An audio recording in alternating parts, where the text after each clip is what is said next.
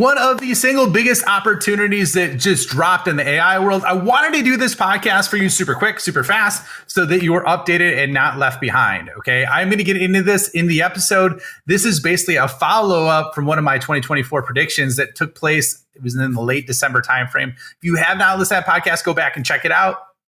But before we get started today is sponsored by the Sales AI Accelerator.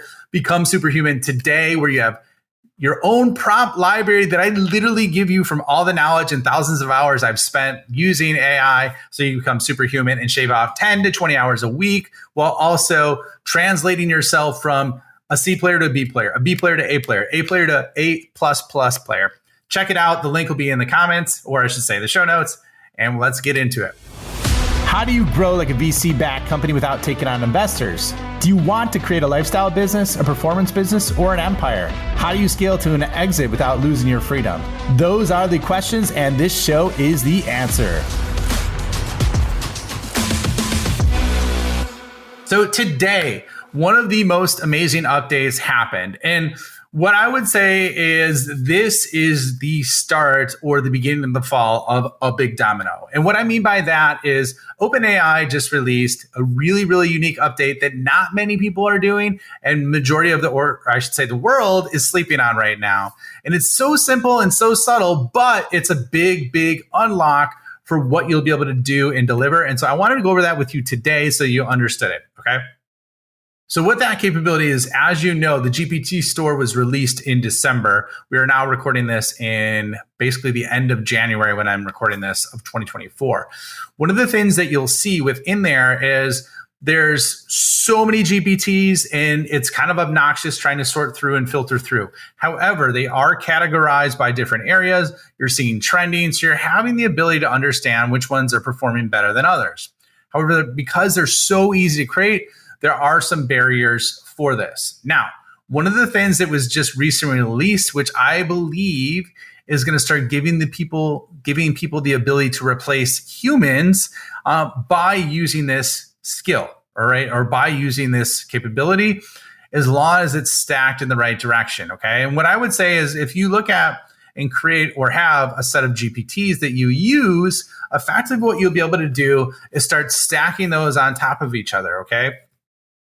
And one of the things that I did last year applied the same principle, but on the plugin side of it. So what I did is I enabled 3 different plugins, and within those plugins, I gave each one a specific command of what I wanted it to do. So essentially, I had, I believe it was VoxScript, deconstruct a YouTube video that Mr. Beast did, right? Then I had, I'm trying to think, I can't remember because there's 2 other ones, but I had 2 other basically plugins enabled where I think HeyGen was another one, and there was another one that I can't remember off the top of my head. But effectively what it did is it took that video from Mr. Beast, it summarized it, it created a guide, it created tweets, it created a new video that I didn't even have to be in, and then it created another piece of content all from one single command. And what it was effectively doing is it was leveraging the command to hit 3 different plugins with 3 different specialty areas that they had to execute the function to create combined content that was, I don't want to say omni-channel or multimedia, if you will. Okay, and so why I'm telling you this story is because of the @mentions area for GPTs. That's now enabled for GPTs as well. So why I'm telling you this is if you want to leverage this, and I am going to do an experiment, I'm going to share this one on YouTube of like how to do this and how to leverage it and what the use case is. I just wanted to get this out to you so you can start working on it right now and not get left behind on this. But basically, you could stack multiple GPTs in one workflow. And this is something normally that you would have to hand off to multiple people. So what I am going to do, and I would love for you to do this as well, and then comment. Like if I know that basically there's a comment capability on Spotify. Let me know if you've done it. Comment on social media. Send me a DM on LinkedIn. Would love to hear it. But basically what I'm going to do and what I'm going to try out, and I would encourage you to do the same, is basically you could use different GPTs and mention different ones and have them go through an entire workflow and basically create an output. Now, some of the early examples that I'm seeing on the web, one of them was specific for a person who basically took that, created his own GPT, leveraged like notes that he was journaling, had those using Zapier actions, and then having that popped into Notion, right? So all with one function that he had to set up, and it was done and it was automated. So everything from note taking to having that centralized recording area of doing that. Now, other use cases that I see being very, very useful is like, for example, if you look at a marketing stack of different content creation or multi-step processes that you have anywhere with the revenue capabilities, you have the ability to maybe analyze data. Then from that data that's analyzed, create a graph from that. Then from that graph, create an email that illustrates that graph, right? And so these are multi-step opportunities that I think are going to exist. And like I told you, and coming up soon, I am going to go through this and unlock this for you and show you some real world specific examples in real time. However, I want you to be ahead of everybody else. So I wanted to give you the opportunity to take advantage of that and start running towards that. So I wanted to drop this really quick episode to share with you what is going on there, what's possible, how you could start to leverage it, and really, really think about it. Here's the best framework that I could give you as you're going through this. I'm coming up with this on the fly. I haven't even written this down yet, but this is how I would approach it in my big brain, right? Or little brain, whatever you want to call it. Depends how much you like me. I think what you would do is think of something that you do that requires multiple steps that you leverage AI for right now.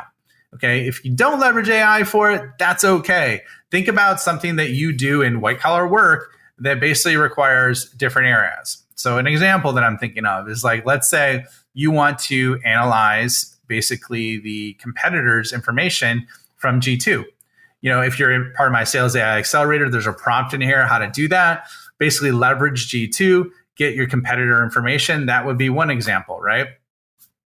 Then the next example is you could create that into basically a consolidated format of all of the positive responses or all the negative responses that you have on your competitors versus your strengths, right? Or your competitors' weaknesses versus your strengths, right?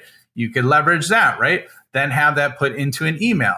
Then also have that put into a one-pager, right? And these are all examples just on the revenue side. If you're looking at marketing, it could be something like, okay, let's say I take the recording from this podcast or a YouTube video, then I have it summarized from one GPT, then I have it SEO optimized from another GPT to effectively create a blog SEO optimized article. I have a LinkedIn GPT that writes a LinkedIn post for it, and then another GPT that effectively maybe turns it into, I don't know, like a brief presentation. Like there's a PowerPoint GPT in there as well, right? So these are all examples of how you can create a stackable workflow from one piece of information or one action if you just set up the system the right way. So think through if there's any use cases like that. Would love for you to share them with me, and then we could share it with like all the other listeners on the show, man. Would love to see that. Would love for you to share. And like I said, I'm going to go back to this. I'm going to walk you through this, and I'm going to go through some real specific examples.